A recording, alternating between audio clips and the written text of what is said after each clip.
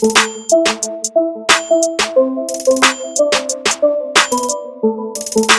guys, welcome back to another video. In today's video, we're going to have a look at the iPhone SE and we're going to decide whether this iPhone SE is worth getting in 2018. So let's get started. Now, the iPhone SE was released in early 2016, so it's 3 years old right now. The only difference is that on an iPhone SE, you've got the SE badge at the bottom below the iPhone text. You do not have those chamfered edges anymore. It's this matte finish, so you don't have those reflective chamfered edges, they're gone. Other than that, it's basically the same design of the iPhone 5s and the 5. The internals of the phone, however, are from the iPhone 6s. Now, the only thing this device doesn't get, which the iPhone 6s does offer, is 3D touch.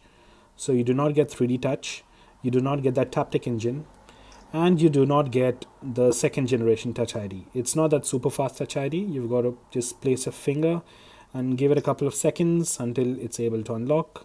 As you can see, it is first generation Touch ID.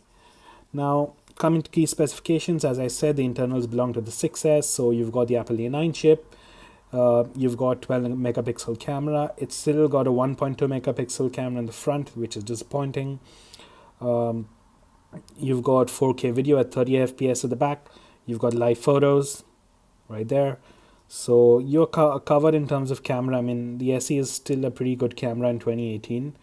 You do not get fancy features like portrait mode and lighting effects and all of that. But if you guys are looking for a good camera with 4K video recording in a decent price range in a small compact form factor, the SE is it. Now, coming to other specifications, this phone came with iOS 9, currently on iOS 12, and I'm sure it will be updated for another 2 years, depending on Apple's usual update cycle for 5 years for every product. So you're covered there. It's got 2 gigabytes of RAM. Now, I know 2 gigabytes of RAM is a bit less in 2018, but iOS does such a good job at managing its memory that you don't have to worry with 2 gigabytes of RAM unless you're doing really heavy multitasking with games and video editing and all of that. But I highly doubt any of you are going to do all of that on a 4-inch display in 2018. Now, other than that, in terms of connectivity, the SE supports Bluetooth 4.2. It's got Apple Pay. You've got 4G VoLTE. So you're pretty much covered in terms of connectivity. In 2018, you're not going to be lagging behind. Now let's head into performance. Now, general performance, general UI, there's no lag whatsoever. The device is ever responsive. Let's head into third-party apps, for example, Facebook. Things are ready to go. It's already loaded. The content is ready. How about Instagram? Instagram is ready as well. There's not a lot of lag. You just got to wait maybe a second or two until the app is ready to go.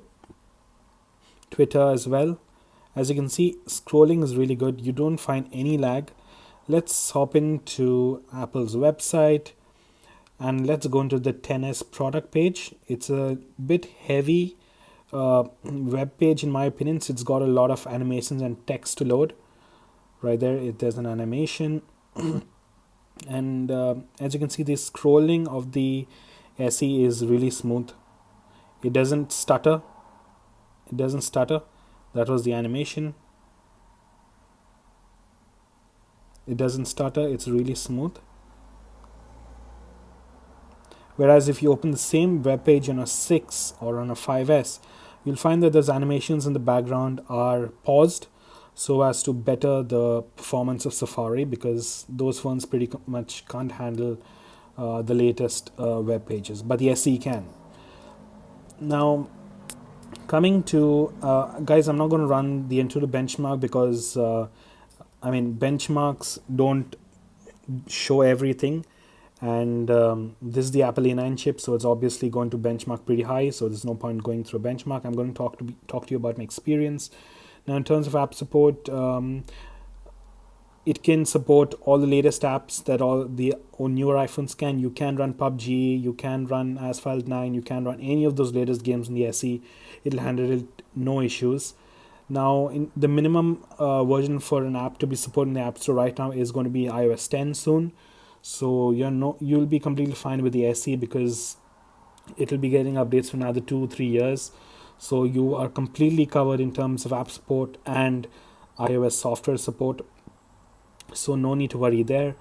The only thing is that the SE has got this 4-inch display, and in 2018, I don't know how practical that is because software is going to slowly adapt to become more for those larger displays. So you'll have software which is going to adapt to multitasking, split screen, all of that. And I don't think the SE can handle a lot of that because there's not a lot of screen real estate to play with here.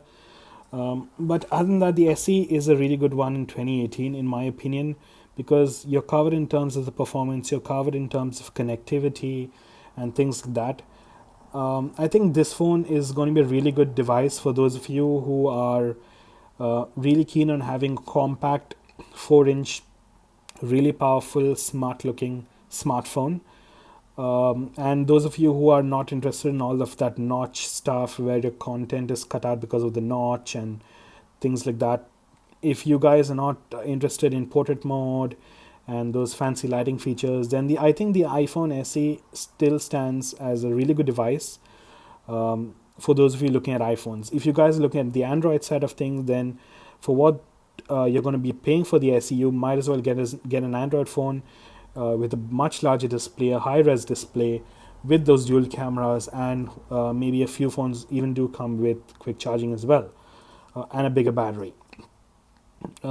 Other than that, for you guys on the Apple side, and you're really keen, I think the only thing that will hold you here is that 4-inch display. If you guys are not bothered about the 4-inch display, skip the SE and choose any other iPhone model, but just do yourself a favor. Don't get the SE because in 2018, this 4-inch display, the SE it looks like a baby in front of all the other recently launched smartphones this year. Now, coming to battery life, the iPhone SE is approximately 3 years old since its release. So most phones will have degraded batteries. You can see mine is at 94. So if you guys are looking at getting an SE, make sure the battery is in good condition. Also, Apple recently dropped the SE from its lineup. So you cannot buy the SE brand new from Apple. You will have to get it refurbished, or you will have to look at the used market.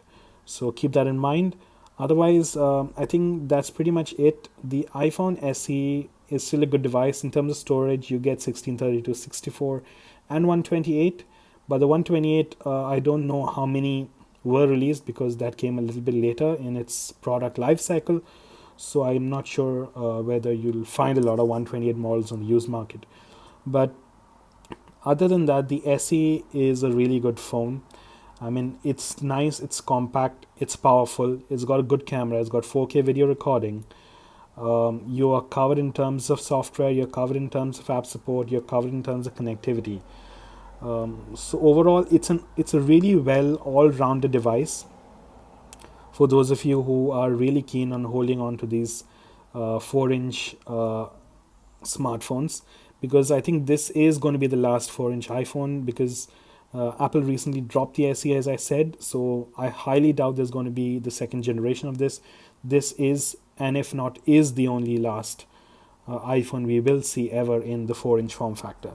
So that's it, guys. That's the end of the video. So final conclusions: yes, the SE is totally worth in 2018, especially if you guys are looking at getting an iPhone in this 4-inch form factor. If not, you've got plenty more options where you can spend your money on. So I hope you like the video, guys. Do like and subscribe, and I'll see you in my next one.